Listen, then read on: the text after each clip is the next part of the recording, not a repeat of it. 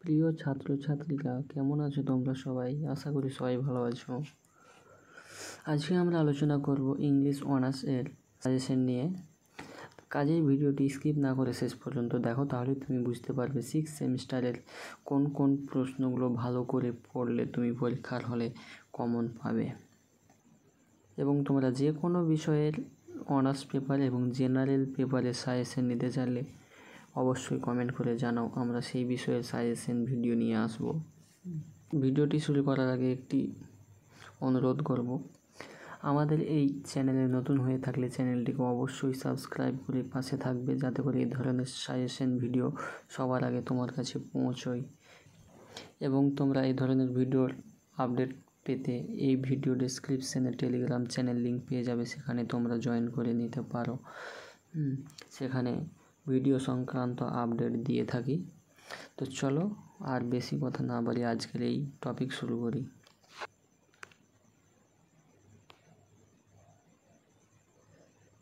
Yuji 6 semester examination English honours paper code তোমাদের রয়েছে DC 13। Full marks তোমাদের রয়েছে 32, সময় রয়েছে 2 ঘন্টা।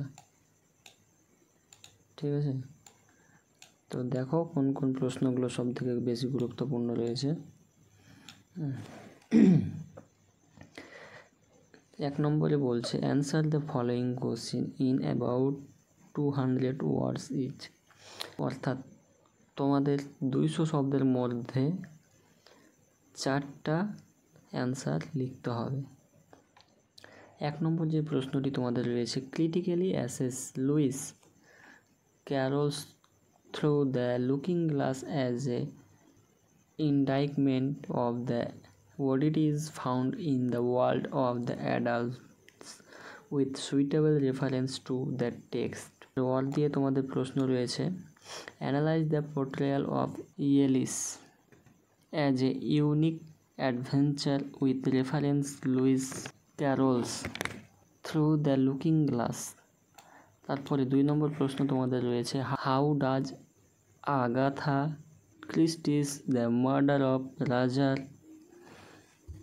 Ackroyd both subscribe to and deviate from the convention of writing detective fiction in her day, discuss with reference to the text. তারপরে word দিয়ে রয়েছে তোমাদের, critically comment on the portrayal of women in Agatha Christie's The Murder of Roger Ackroyd. প্রশ্ন রয়েছে তোমাদের, দেখো,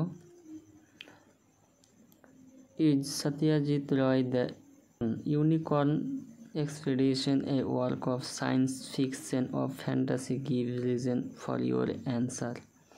তারপরে word দিয়ে রয়েছে তোমাদের, দেখো, assess the role of the European scientist in Satyajit Ray's the unicorn expedition. তারপরে প্রশ্ন দেখো, critically comment on the portrayal of Hogwarts in J.K. Rowling's novel Harry Potter and the Philosopher's Stone. তারপরে তোমাদের ওয়ার্ড দিয়ে প্রশ্ন রয়েছে, compare and contrast the characters of Ronald Weasley and Hermione Granger as presented in Harry Potter and the Philosopher's Stone. তারপরে তোমাদের answer the following question in about 16 words each. 60টি শব্দের মধ্যে তোমাদের 2 মার্কের প্রশ্নগুলো করতে হবে। তারপরে প্রশ্ন বলছে, who recite the poem The Wordless and the Carpenter in Lewis Carroll's Through the Looking Glass? What do the Wordless and the Carpenter do in this poem? Word দিয়ে প্রশ্ন রয়েছে তোমাদের, which food item is Ellis offered first by the Red Queen at the table? Why is L is unable to eat it.